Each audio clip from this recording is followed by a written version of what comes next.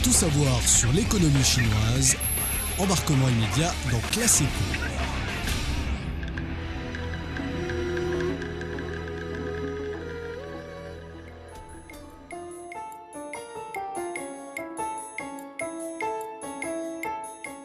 Bonjour à toutes et à tous, ravi de vous retrouver pour un nouvel épisode de Classe Éco.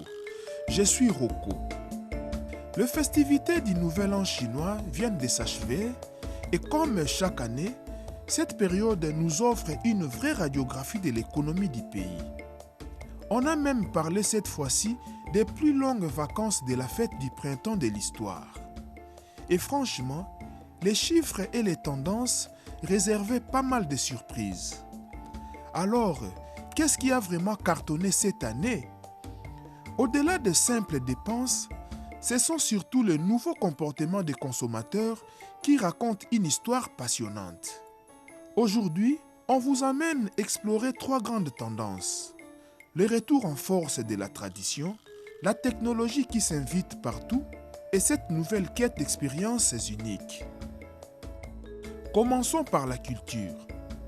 On pourrait croire qu'avec la modernité, les traditions s'effacent, mais c'est tout le contraire. Aujourd'hui, la culture traditionnelle est devenue un vrai moteur économique. Vous imaginez, les rues commerçantes qui mettent à l'honneur le patrimoine culturel immatériel ont vu leurs ventes exploser.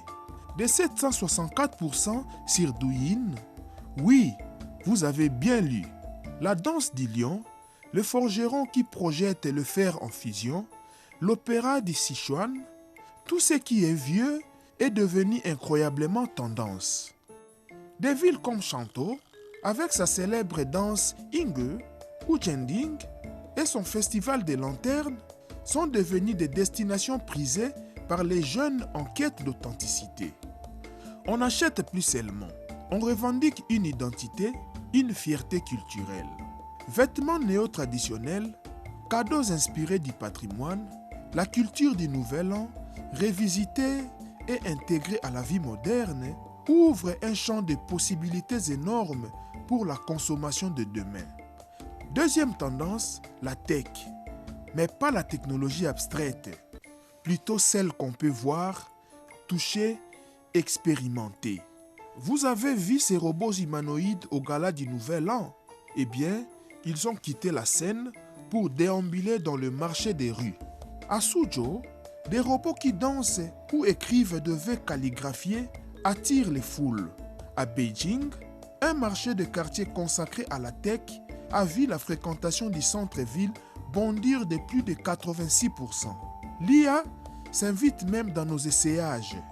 À Shanghai, un miroir connecté vous permet d'essayer virtuellement votre tenue de fête en quelques secondes. La technologie ne reste plus cantonnée dans nos téléphones, elle transforme notre environnement physique, alimente les conversations, se partage sur le réseau. Elle change notre manière de vivre et de consommer.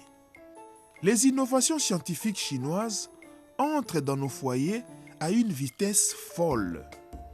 Enfin, troisième tendance, et pas des moindres, l'évolution des attentes des consommateurs. Le public chinois a changé et il est plus exigeant que jamais. Un phénomène frappant, les Fanxiagonian, ou comment fêter les Nouvel An en inversant les trajets habituels.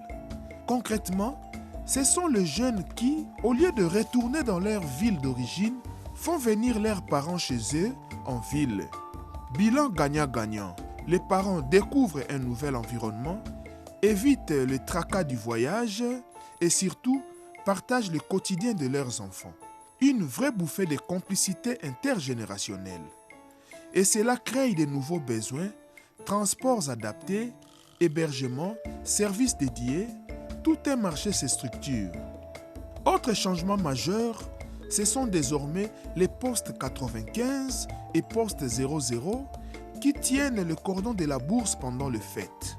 Leurs marqueurs, portions individuelles, plats préparés de qualité, e-commerce transfrontalier, livraison express. Pour eux, l'achat doit être simple, rapide, mondialisé. Mais surtout, on ne cherche plus tant à posséder qu'à vivre des expériences, à ressentir des émotions. Les objets high-tech pour la santé, les services pour animaux, le voyage, tout ce qui fait vibrer, tout ce qui crée des souvenirs a explosé. La leçon à retenir est que les Chinois sont prêts à dépenser, mais à condition que l'argent soit bien placé. Ils veulent du neuf, du beau, de l'authentique et surtout du cool. Alors, que retenir de ces nouvel an le plus long? Sous les chiffres, c'est une vraie transformation de la société chinoise qu'on observe. Une transformation portée par une offre et une demande qui se répondent parfaitement, des entreprises qui innovent par la culture et la technologie et des consommateurs en quête de sens, de qualité, d'émotion. Ce que nous révèle cette fenêtre ouverte sur le fait, c'est une économie non seulement résiliente, mais aussi porteuse d'un énorme potentiel créatif. En misant sur ces nouvelles attentes, la Chine est en train de se construire un moteur de croissance plus solide, plus durable pour l'avenir. C'est tout pour aujourd'hui, chers fidèles auditeurs. Merci d'avoir écouté et à très vite pour un nouveau décryptage de l'économie chinoise.